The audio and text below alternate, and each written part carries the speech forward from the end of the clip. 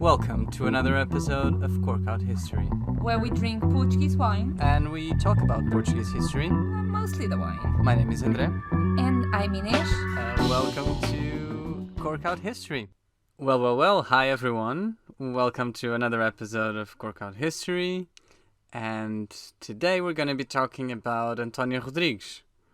Yes, but first, what are we drinking? So today we are drinking Papa Figos. Yup. Papa Figos is a Portuguese wine from Douro. Douro is a region from the river Douro. It's a river up in the north of the country. Papa Figos is the name of a bird. I don't know what the name of the bird is in English, Inês. Do you have any idea? I have no idea, no, but we can translate it by something that eats figs, I guess. Yeah, it's a little bird that eats figs.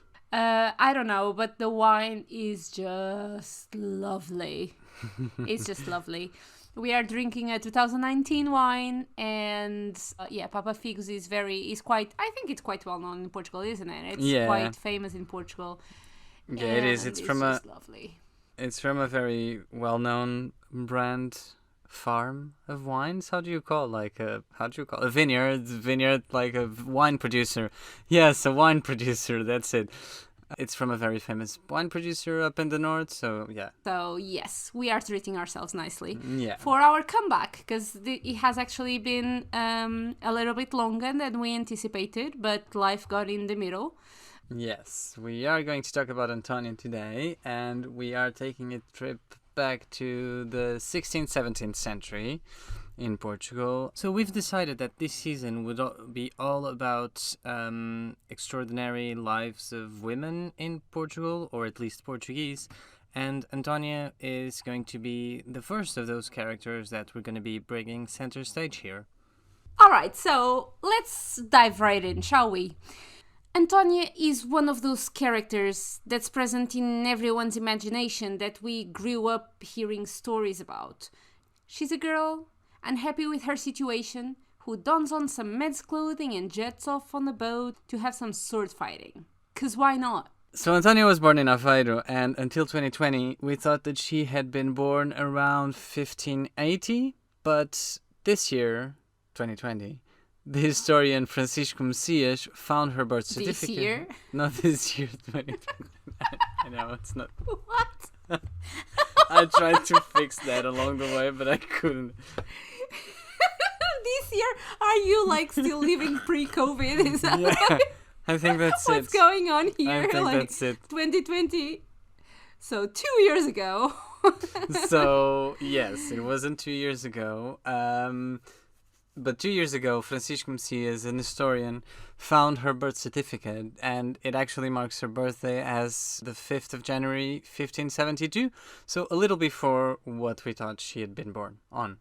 Yeah, so from what I could gather, in terms of sources, everything written seems to stem from a book contemporary to Antónia, written by Duarte Nunes de Leão, published in 1610, where he tells her story. That's pretty cool. We have a book that's contemporary of her. That's not what usually happens.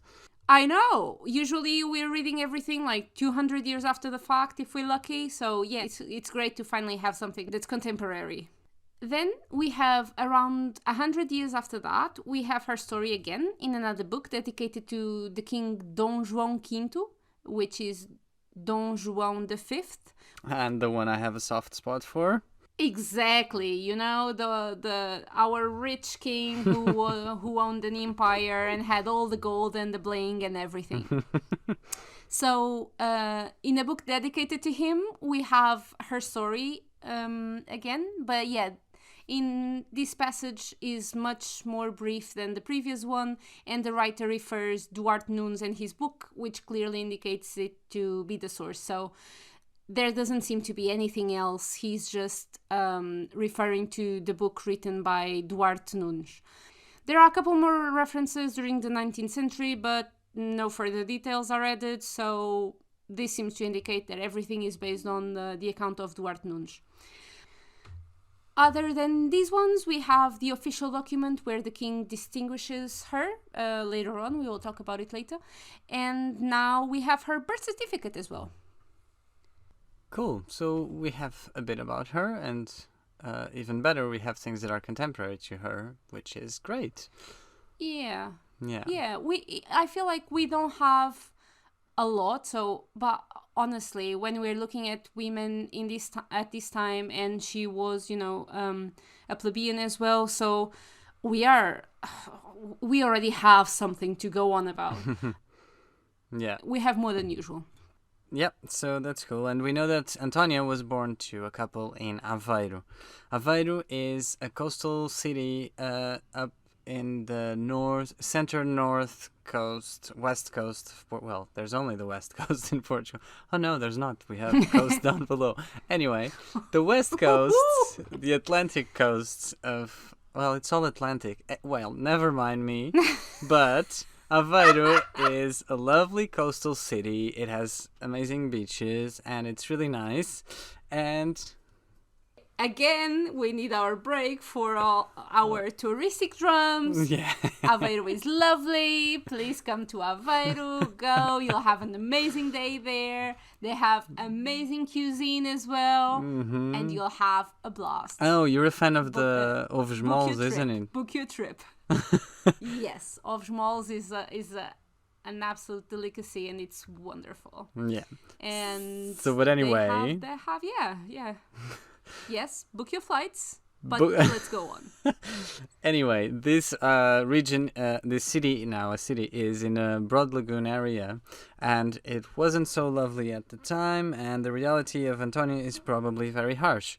Around the end of the 16th century, natural changes took place there, and the connection between that lagoon and the sea changed, and that have had a huge economic impact, rendering the port useless, and that, of course, affected everything there. Only in the 19th century would construction start to solve the issues created then, but at the time, like many in the region, Antónia's father was just a fisherman and life wasn't easy, as we said, so they had no other choice than to send Antónia to Lisbon, to the household of a married sister. Yes, and guess what?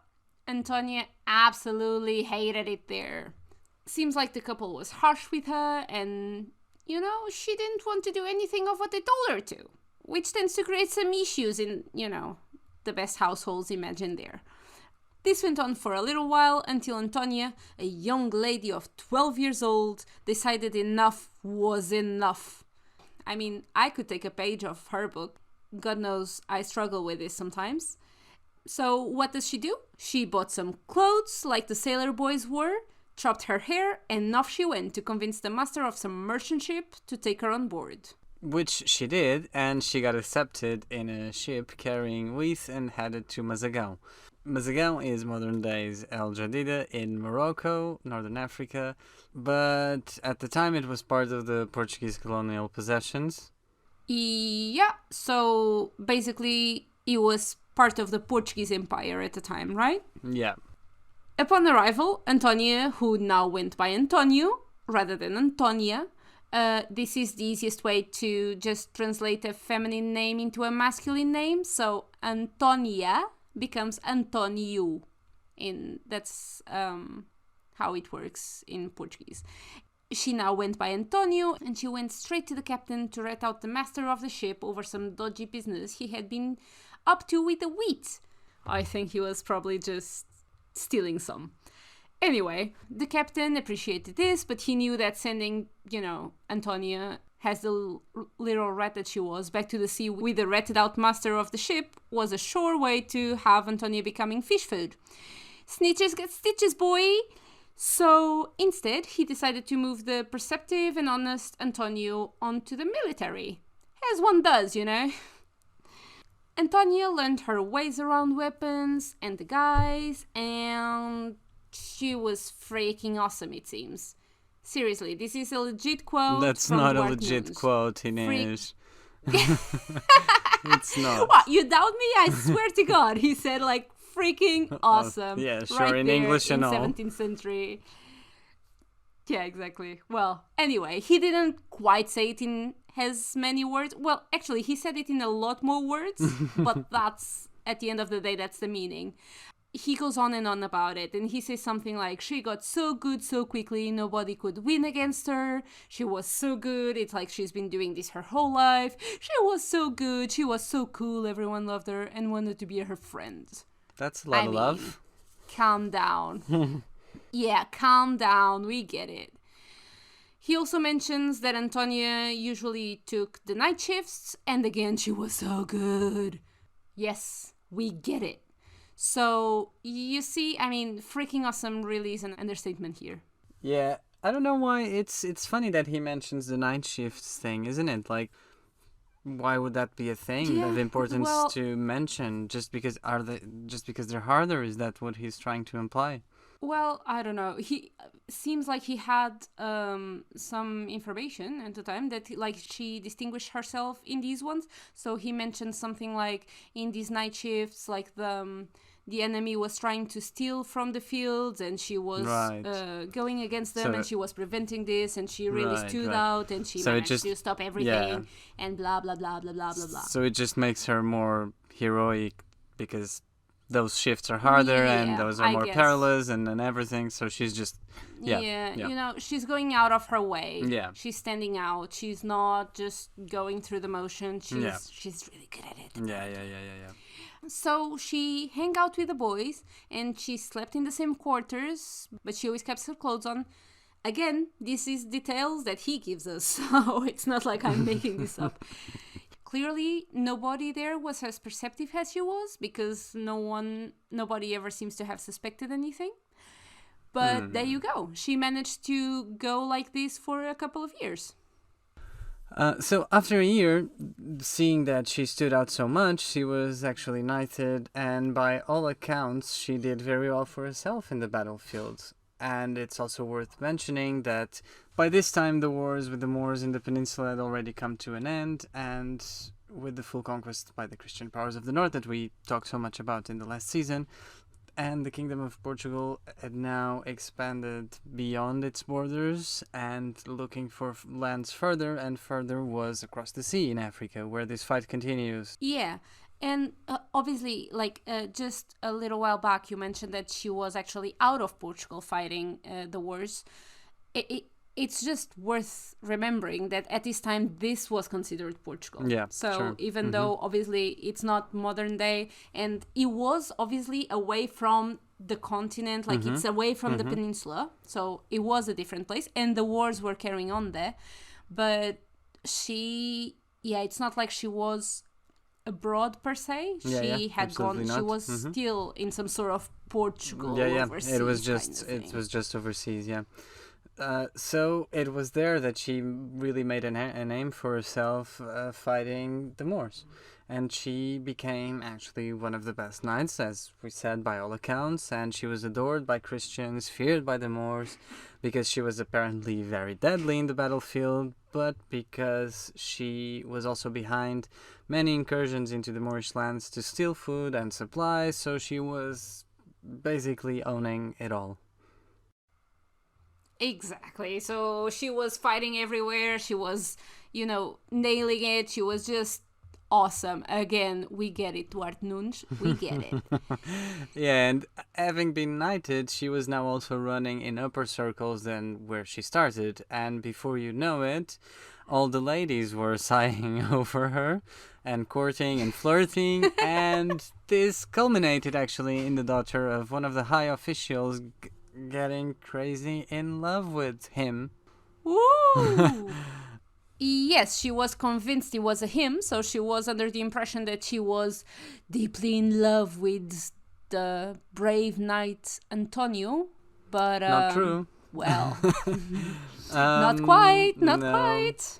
Apparently, one of the 19th century sources that we said that also talks about her says that although the original text by Duarte Nunes does not tell us who this lady was, this 19th century guy says that it was Dona Beatriz de Mendonça. I don't know who she is, but apparently she probably is famous, so they decided to not include her identity on the first account.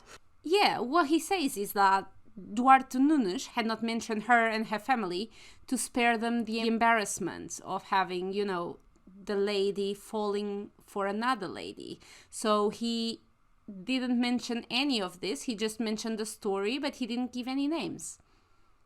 So yeah, it seems her father wanted to grant his daughter's wishes and wanted to marry her, but this put Antonia in a new position, and she was a bit at a loss and not A bit of a tight place, isn't it? Yeah, she didn't really know how to refuse, so she actually decided to come clean. Yeah, because we need to understand that it's like these were quite high nobility there, and she was a knight. So for any knight, this would have been a very good marriage, and a lower knight, like denying the, like, why would Antonio not accept it? There was no plausible explanation for that, and actually it would be a little bit of an issue really going forward. So, you know, in a little bit of a tight spot, there you go, decided to come clean. Shock. So she decided to went to the priest and confess that what she had been up to for the last 5 years. Now that's something. Yeah, class my pearls. This could have gone like incredibly not well for her. Yeah, it could have gone really wrong for her. Like, women were not supposed to obviously do anything like this, much less fool everyone around them, much less even like wear it became an issue from the moment that she was wearing men's clothes. So just think of everything that went on over that. So she fooled everyone. Not only did she fool everyone, she was really good at it, and you can just see very well this, you know, going all in the wrong direction. But it didn't! So yay! You know, things are working out for a lady in the 17th century. Who would have guessed? So, yeah, everything went really quite smoothly. There were no hard feelings from either the ladies or the gentlemen, surprisingly enough. And Antonia was even more popular than before. It seems that then she planned to return back to Portugal, but nobody there was having none of that, and so she stayed until she eventually got married with another knight, returning to Portugal after that. So you're telling me that there are no hard feelings, but then you're telling me also that nobody was having none of that. Why is that? Yeah, no one wanted. They all loved her. So the ladies. Oh, so they wanted her to stay. Fighting. Okay. Yeah. Right. We have to make very clear that she stopped fighting, she stopped being a soldier, but she stayed living there for a little while longer. Now as a woman. Everyone loved her. Now as a woman, yes. Yeah. She was super popular, so, you know, all the soldiers she had fought with, she was this big thing, and the ladies were just marveling at how cool she was, I guess. Right. We get a little bit of that like vibe that Duarte Nunes was right that Duarte Nunes had before. Yeah. Okay, so then she eventually returns married, as you said, with another knight, and she returns to Portugal, and we know that the king himself wanted to meet this lady knight, and she was given pensions and honors by King Philip II. And her son was actually taken to serve in the courts, if I remember that correctly, Nish, as a chamberlain, which is a big deal, isn't it? A big deal, yes. Yeah. So there are official documents that prove that she received several honors. So she was really welcomed even when she got back. Yeah. Yeah, and for instance, it's such a big deal. Again, we have to remember that she was knighted, but that was as a man. So I can't imagine that crossover to no. Yeah. After everyone realized she was a lady, so she wasn't. Again, she wasn't even nobility. She was a plebeian who had fooled everyone. And but I guess, you know, the story was so big that it reached the king, and they decided it was a cool thing, I guess. So took the kid for chamberlain. I mean, never ceases to amaze me. Yeah. I did come across some references that indicate that Antónia joined the court in Madrid and returned to Portugal after the death of the King Philip II. However, I was unable to find the original sources for such claims. Similarly, I found a reference to her death being on 1641 or 42, but once again, where these dates were originally mentioned is beyond me, so I'm not sure. Most records refer that after the honours given by the king, not much else is known about her life or death. When the Book of Duarte Nunes, our main source, was written, she was still alive and a lady of much spirit, of about 35 years of age. So, I do think Duarte Nunes had a thing for her, really. And I think it's worth mentioning, we have decided we picked stories of all these different women during our history. But, for instance, this one is a very particular story that is only a story about herself. It's hardly relevant to the state of Portugal or women or what they could or could not do at the time. This was not the case for other women. That's why this is such a outstanding story. Yeah. Yeah.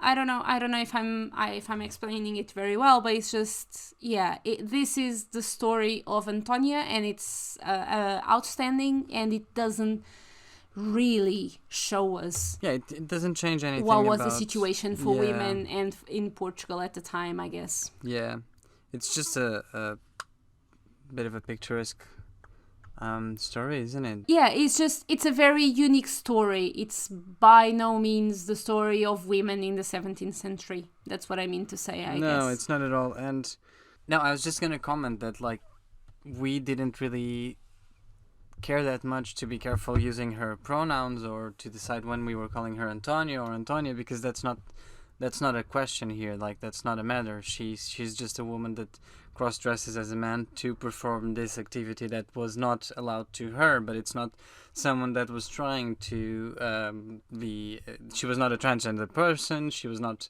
trying to, like, live as a man. Yeah, we have absolutely no indication that this was in any way related to gender identity.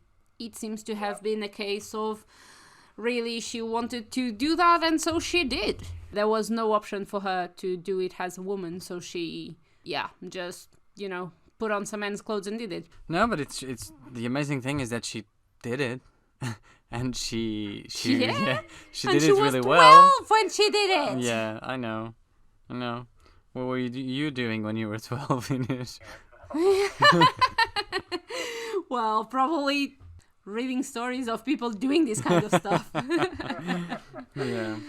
But yeah, that was the life of Antónia. You can find all the bibliography that we used, all the references, everything will be available on the description of the episode, and we will also put it on our social media. So go there, check it out. Leave us a like. We need it. We desperately need it. Please. Yeah. So, yes, go find us and like our pictures. Yeah. And we'll see you on the next episode. Stay tuned. And this is where we'll stop for now. Stick with us and join us in the next episode of Cork Out History in 2 weeks. Until then, you can find us on Instagram and Facebook at CorkOutHistoryPod and on Twitter at CorkOutHistory, where you can reach out to us, let us know your thoughts, and discover more about the upcoming episodes. Don't forget to rate and subscribe wherever you're listening to us. Your comments are crucial so that more people can find us. Bye! Bye.